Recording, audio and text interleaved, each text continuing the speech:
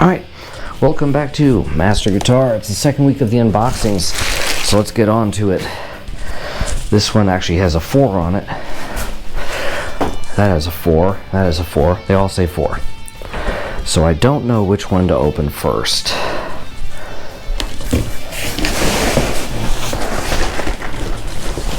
Alright, we'll go ahead and open this one first.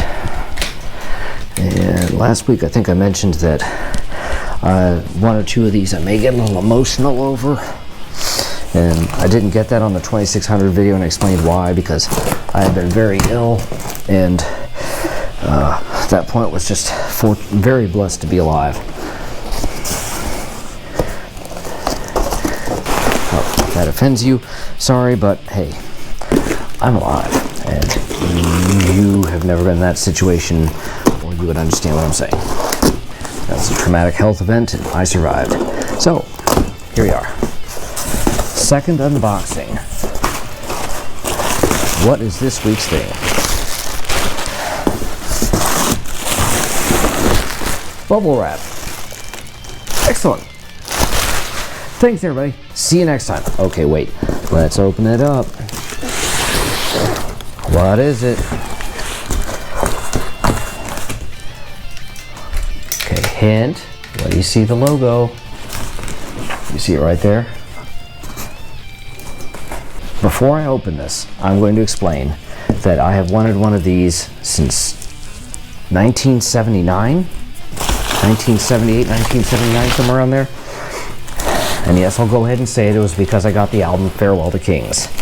I have wanted one of these for many years, and what my key synthesizer was going to be was definitely going to be this.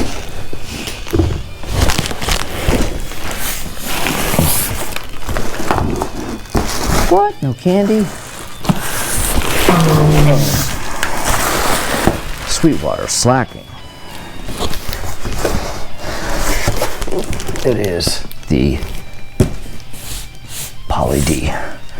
So this is the Behringer version of the Moog, Mini Moog Model D. And if someone says, well, why didn't you just buy a Mini Moog? Okay, here's my response to that question. Wow. Mini Moogs are very expensive to come by. Moog announced they were going to reintroduce it. I don't know why it happened this way, but they said they were going to introduce it. They put out a couple thousand. I guess they got 2.5 million orders or something incredible like that, and they decided instead to cancel the Mini Moog. Now they could have just said, hey, you know, you're going way above, the demand is going way above our ability to create this, so what we're going to do is we're going to, you know, we're back ordered 5 years or whatever. You will get your Mini Moog, but it'll be a while. And instead, Moog did not do that. They just canceled it. So now you can't get a Mini Moog. So any chances of me owning a Mini Moog are now gone. Unless Gary Newman has another contest like he did with, what was that? Keyboard Player magazine, where he, I don't know what it was. He did some kind of a contest. He found a Model D in his garage that he didn't know he had, so he had a giveaway, and someone won a free Mini Moog.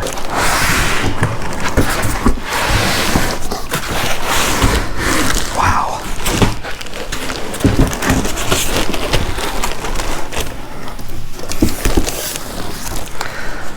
There we go. Packing stuff, don't care, don't care. Nothing tucked in this one, because Behringer you always got to check these, because Behringer tucks stuff in there, and you got to make sure you're like there. There's your power supply.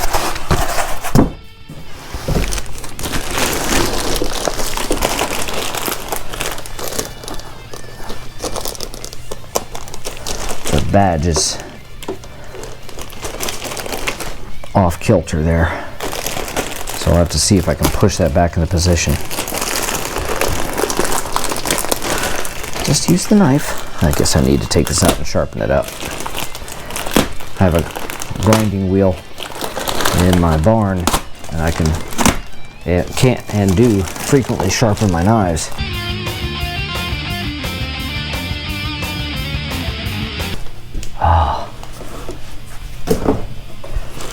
So yeah, beyond all shadow of a doubt, when I bought my first synthesizer, at least in my, the minds you have when you're a kid, you're like, man, I want to buy synthesizers and I want to put them on stage. I'm going to have the triple stands and 3 synthesizers per stand, so I'm going to have 9 synths on stage, plus Taurus pedals, and and the whole thing was being able to sit there and play along, play Xanadu and all that stuff. I am getting, I guess.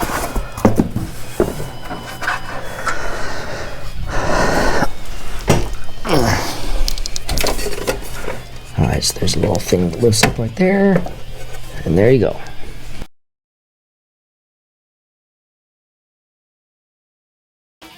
Alright, so if you don't know synths, this is why one reason you get a 2600 first. I think the 2600 is your best starter synth. So let's talk really quick about what you got here. This is your processing section. You've got this is going to control or modulate your oscillators. This is your tone source. This is oscillator 1, 2, and the original Model D stopped at 3. Well, the 4th one, you now can have a 4th oscillator. So this oscillator goes into this volume. So if you want to hear it, once I put it on, I'll turn it, then you click this on, and you can boost this up to overload. And then you can choose whether you want a low pass filter or high pass filter.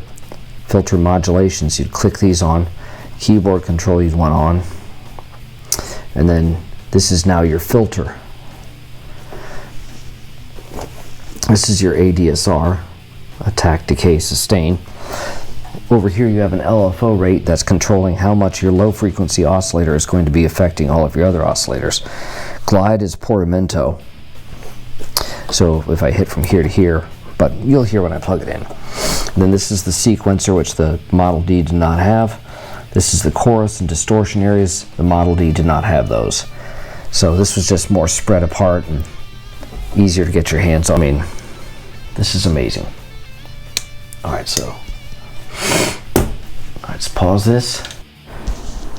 And back in. Looks like I should have had my other battery in here because this one's down to 36%. So let's fire it up. Alright, so I should get no sound out of here from what I've heard. So we're gonna get this up to here. It's in tune. Good. Set it for 16.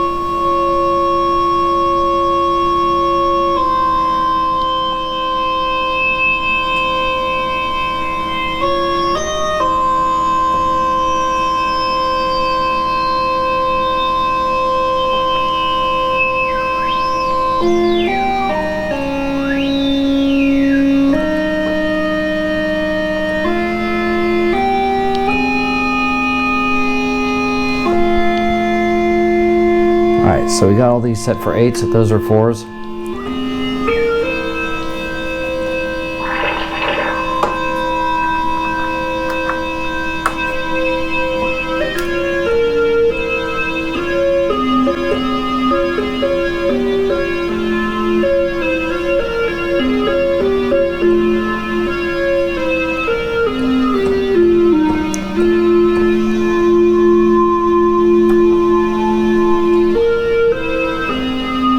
So far, so good.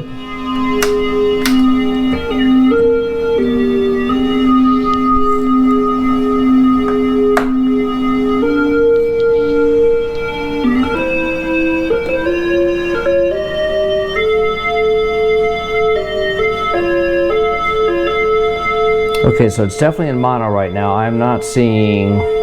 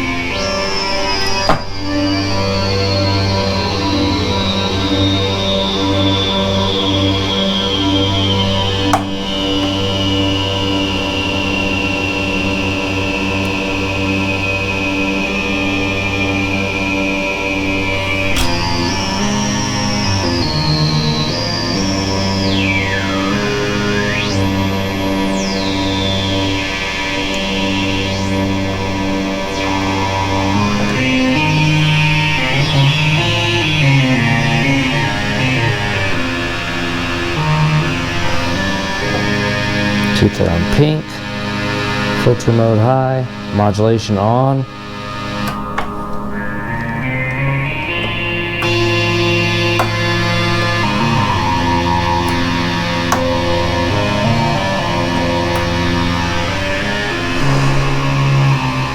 Ah, there it is. I'm looking at it right there.